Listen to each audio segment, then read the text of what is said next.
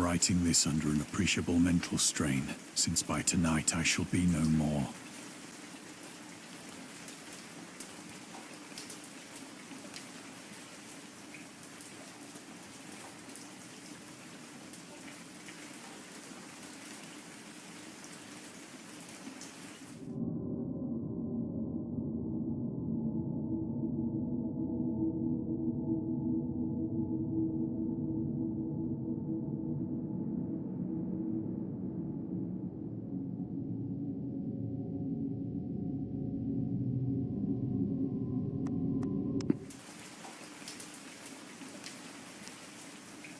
Penniless, and at the end of my supply of the drug which alone makes life endurable, I can bear the torture no longer, and shall cast myself from this garret window into the squalid street below.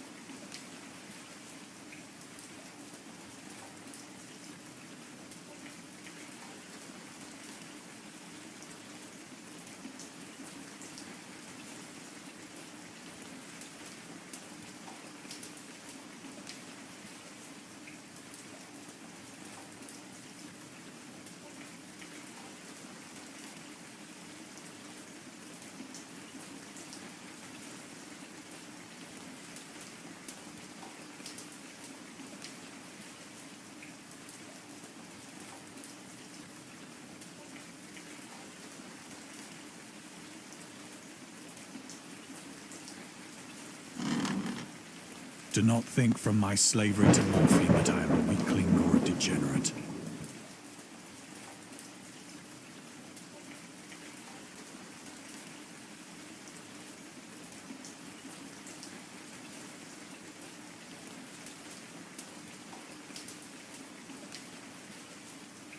When you have read these hastily scrawled pages, you may guess, though never fully realize, why it is that I must have forgetfulness or death.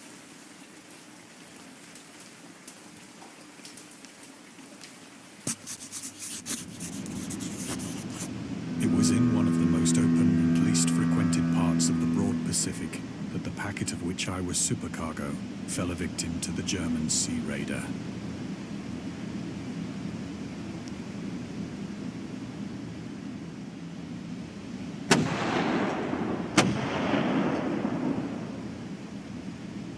The Great War was then at its very beginning, and the ocean forces of the Hun had not completely sunk to their later degradation.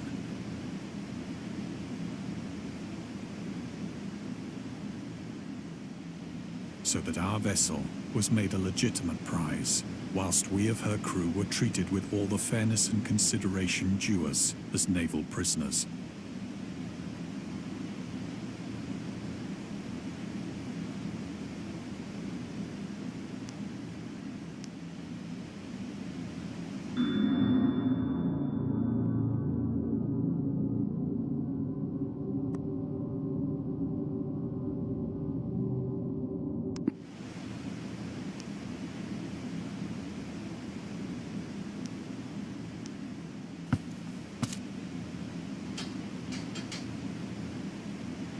So liberal, indeed, was the discipline of our captors, that 5 days after we were taken, I managed to escape alone, in a small boat, with water and provisions for a good length of time.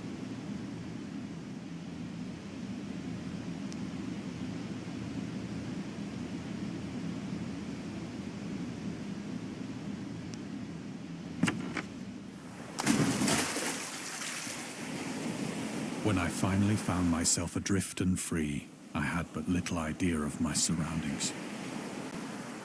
Never a competent navigator, I could only guess vaguely by the sun and stars that I was somewhat south of the longitude. I knew nothing, and no island or coastline was in sight.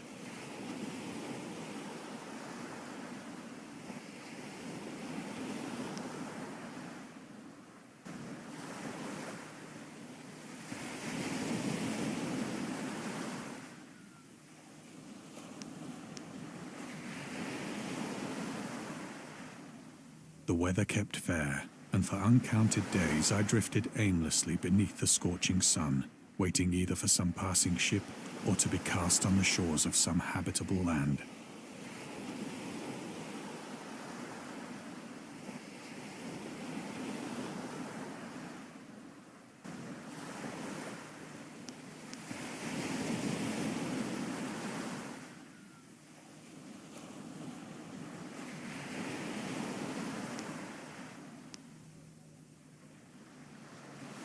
But neither ship nor land appeared, and I began to despair in my solitude upon the heaving vastness of unbroken blue.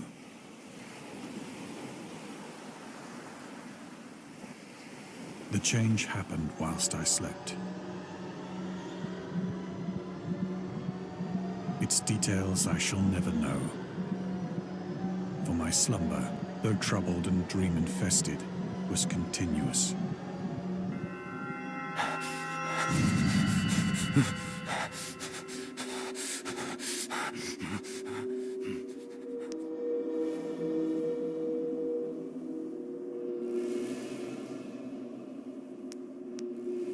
When at last I awoke, it was to discover myself half sucked into a slimy expanse of hellish black mire, which extended about me in monotonous undulations as far as I could see, and in which my boat lay grounded some distance away. Though one might well imagine that my first sensation would be of wonder at so prodigious and unexpected a transformation of scenery, I was in reality more horrified, for there was in the air and in the rotting soil a sinister quality which chilled me to the very core. The region was putrid with the carcasses of decaying fish and of other, less describable things which I saw protruding from the nasty mud of the unending plain. Perhaps I should not hope to convey in mere words the unutterable hideousness that can dwell in absolute silence and barren immensity. There was nothing within hearing and nothing in sight save a vast reach of black slime. Yet the very completeness of the stillness and the homogeneity of the landscape oppressed me with a nauseating fear.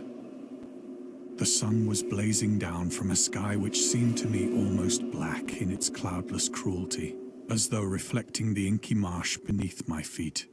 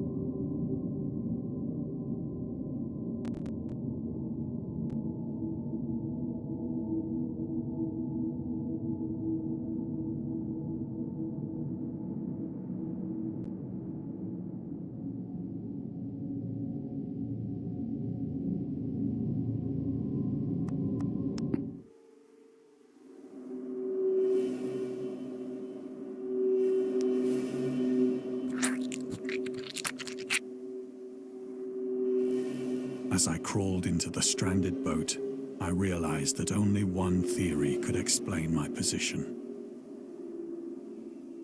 Through some unprecedented volcanic upheaval, a portion of the ocean floor must have been thrown to the surface, exposing regions for which innumerable millions of years had lain hidden under unfathomable watery depths.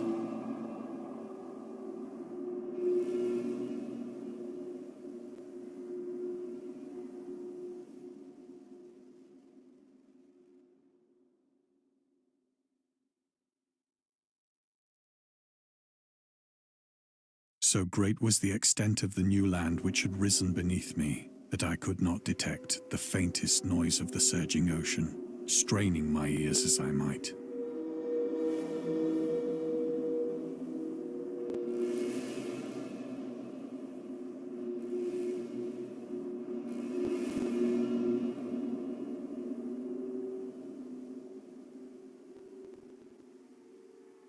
Nor were there any seafowl to prey upon the dead things.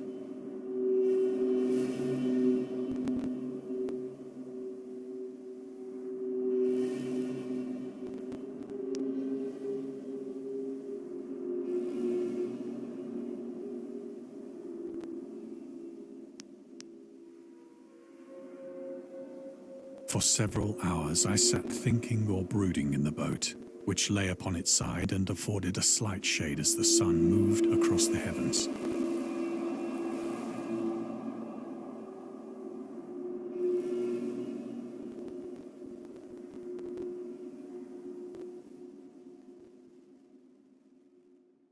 As the day progressed, the ground lost some of its stickiness and seemed likely to dry sufficiently for traveling purposes in a short time.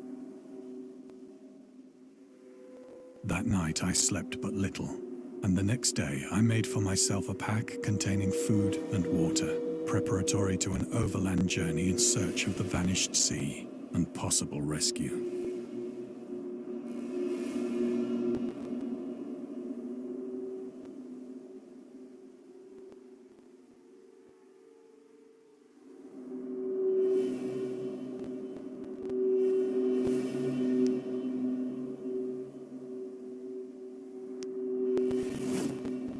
On the third morning, I found the soil dry enough to walk upon with ease.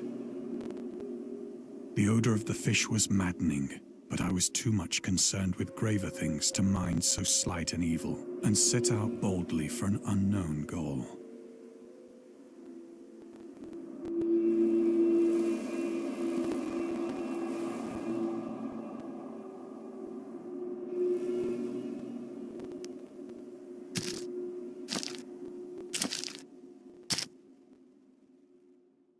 All day I forged steadily westward, guided by a faraway hummock which rose higher than any other elevation on the rolling desert.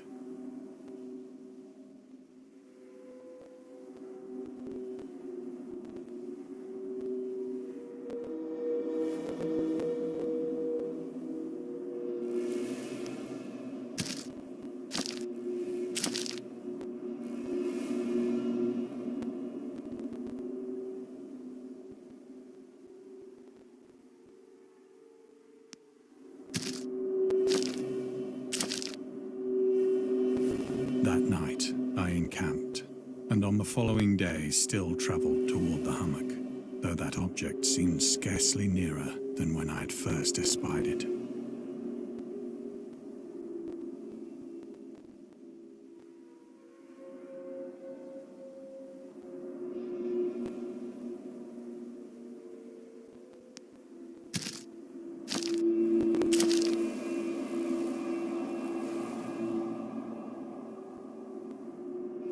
By the fourth evening, I attained the base of the mound, which turned out to be much higher than it had appeared from a distance, an intervening valley setting it out in sharper relief from the general surface.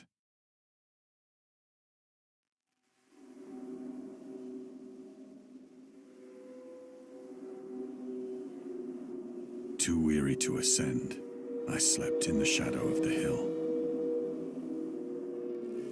I know not why my dreams were so wild that night, but ere the waning and fantastically gibbous moon had risen far above the eastern plain, I was awake in a cold perspiration, determined to sleep no more. Such visions as I had experienced were too much for me to endure again, and in the glow of the moon I saw how unwise I had been to travel by day. Without the glare of the parching sun, my journey would have cost me less energy. Indeed, I now felt quite able to perform the ascent which had deterred me at sunset. Picking up my pack, I started for the crest of the eminence.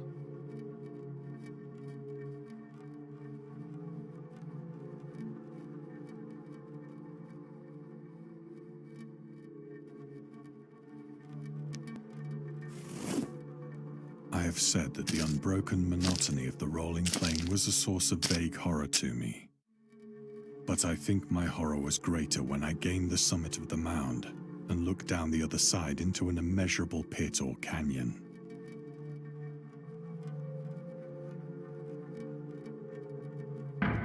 Whose black recesses the moon had not yet soared high enough to illumine. I felt myself on the edge of the world, peering over the rim into a fathomless chaos of eternal night. Through my terror ran curious reminiscences of Paradise Lost, and of Satan's hideous climb through the unfashioned realms of darkness. As the moon climbed higher in the sky, I began to see that the slopes of the valley were not quite so perpendicular as I had imagined.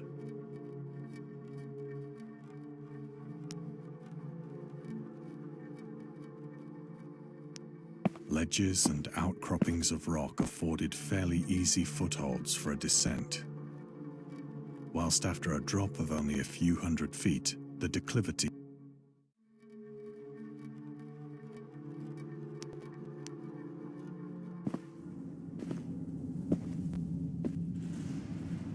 urged on by an impulse which I cannot definitely analyze.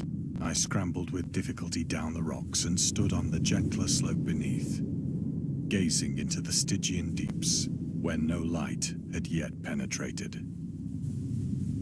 All at once, my attention was captured by a vast and singular object on the opposite slope, which rose steeply about 100 yards ahead of me. An object that gleamed whitely in the newly bestowed rays of the ascending moon.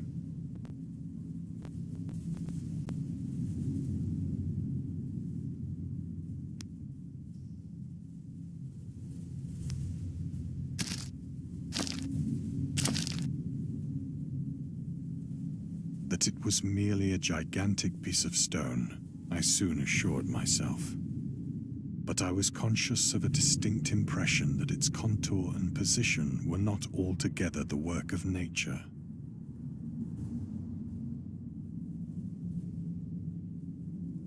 A closer scrutiny filled me with sensations I cannot express.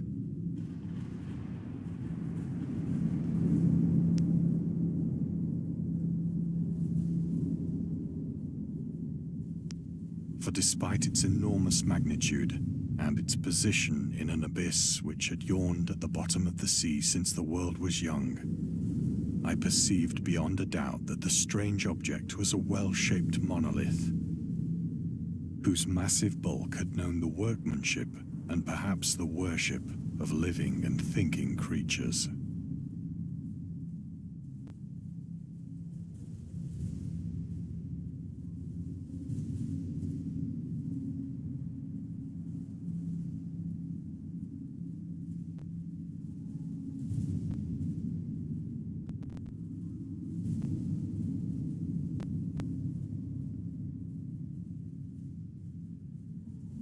Dazed and frightened, yet not without a certain thrill of the scientist's or archaeologist's delight, I examined my surroundings more closely.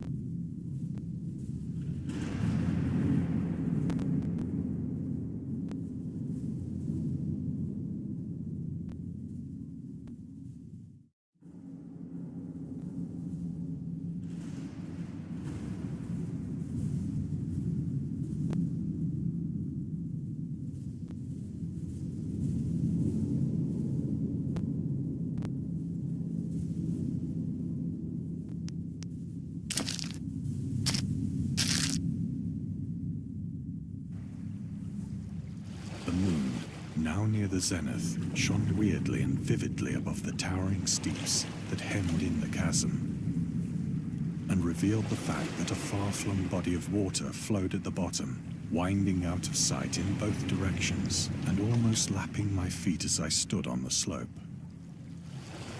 Across the chasm, the wavelets washed the base of the Cyclopean monolith, on whose surface I could now trace both inscriptions and crude sculptures.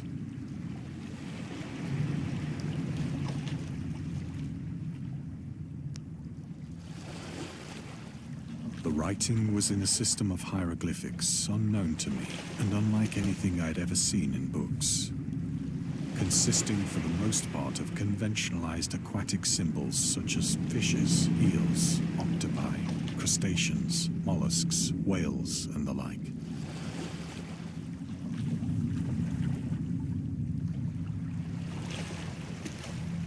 Several characters obviously represented marine things which are unknown to the modern world, but whose decomposing forms I had observed on the ocean-risen plain.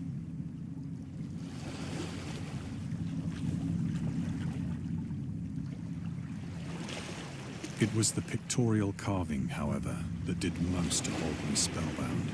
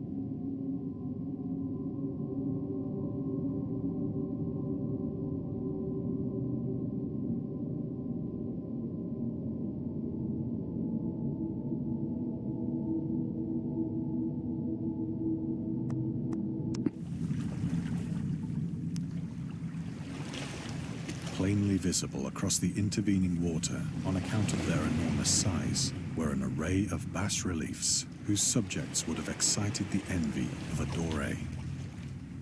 I think that these things were supposed to depict men, at least a certain sort of men, though the creatures were shown disporting like fishes in the waters of some marine grotto,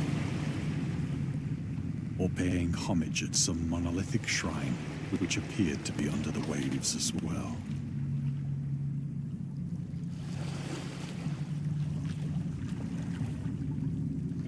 Of their faces and forms I dare not speak in detail, for the mere remembrance makes me grow faint. Grotesque beyond the imagination of a Poe or a Bulwer, they were damnably human in general outline, despite webbed hands and feet, shockingly wide and flabby lips, glassy, bulging eyes, and other features less pleasant to recall. Curiously enough, they seemed to have been chiseled badly out of proportion with their scenic background.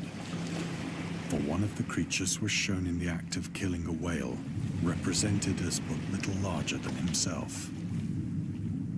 I remarked, as I say, their grotesqueness and strength, but in a moment decided that they were merely the imaginary gods of some primitive fishing or seafaring, some tribe whose last descendant had perished eras before the first ancestor of the Piltdown or Neanderthal man.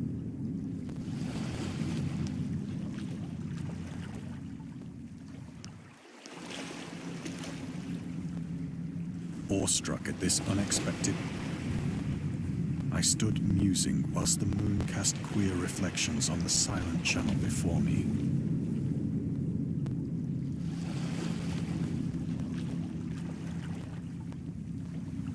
Then, suddenly, I saw it.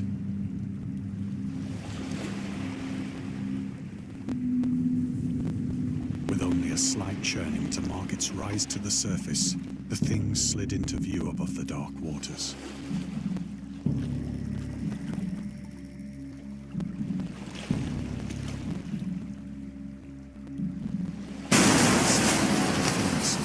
Loathsome, it darted like a stupendous monster of nightmares to the mind.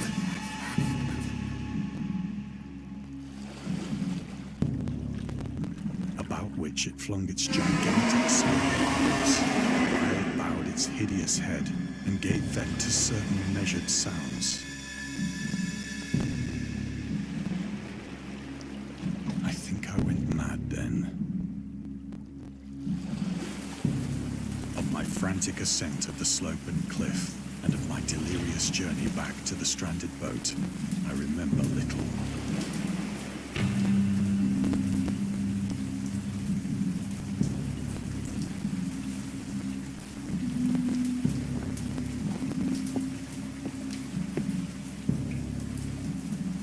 I believe I sang a great deal and laughed oddly when I was unable to sing.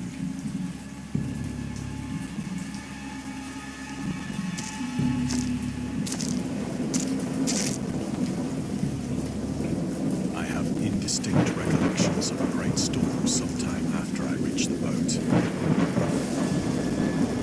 At any rate, I heard pearls of thunder and other tones which nature utters only in her wildest moods.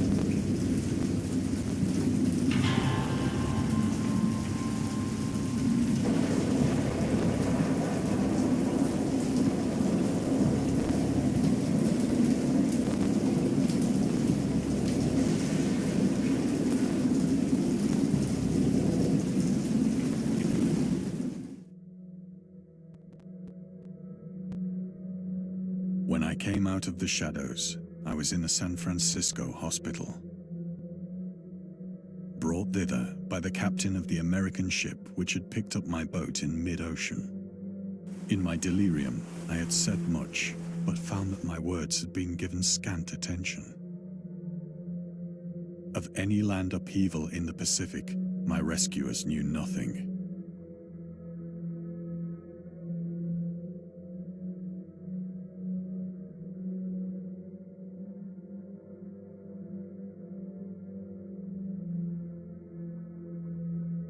Nor did I deem it necessary to insist upon a thing which I knew they could not believe.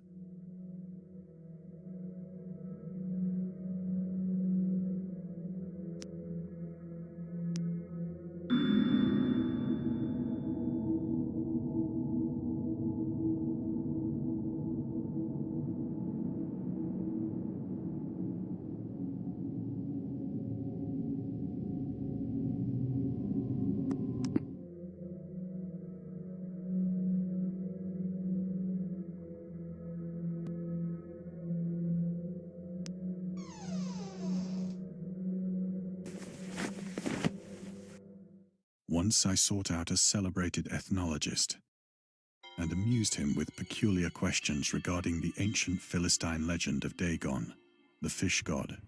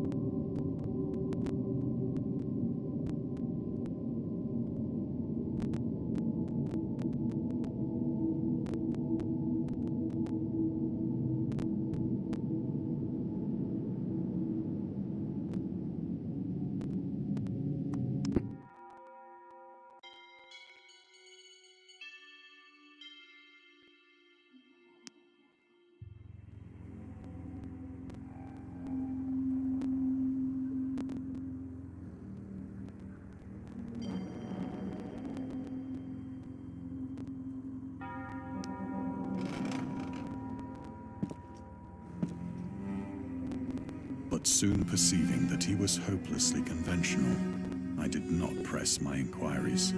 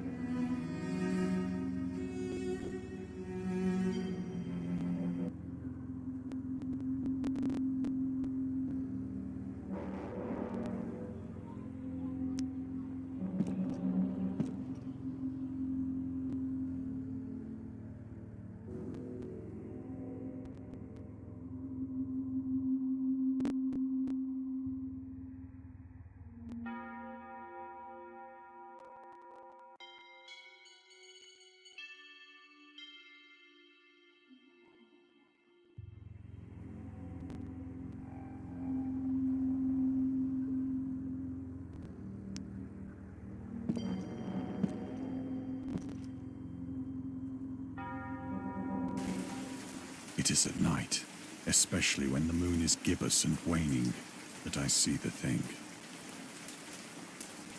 I tried morphine, but the drug has given only transient surcease and has drawn me into its clutches as a hopeless slave. So now I am to end it all, having written a full account for the information or the contemptuous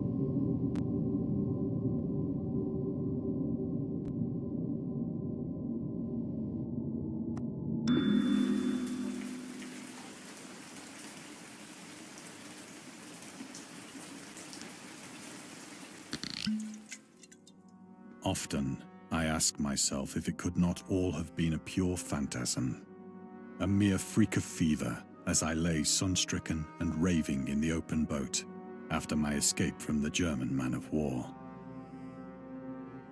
This I ask myself, but ever does there come before me a hideously vivid vision in reply. I cannot think of the deep sea without shuddering at the nameless things that may at this very moment be crawling, worshipping their ancient stone idols and carving their own detestable likenesses on submarine obelisks of water-soaked granite. I dream of a day when they may rise above the billows to drag down into their reeking talons the remnants of puny, war-exhausted mankind.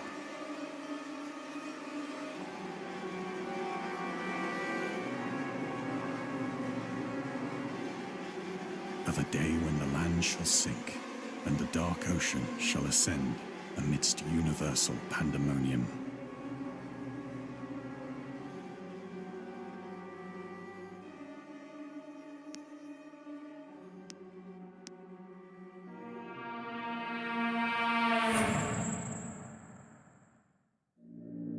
The end is near.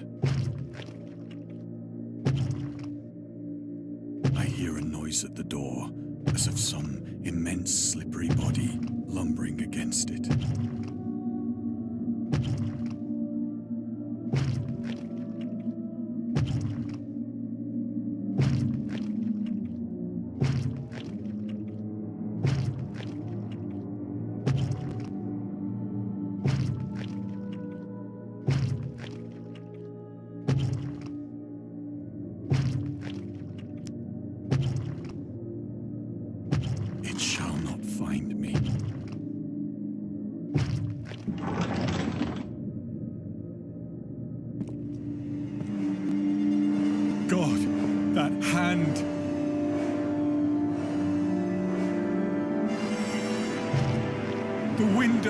The window!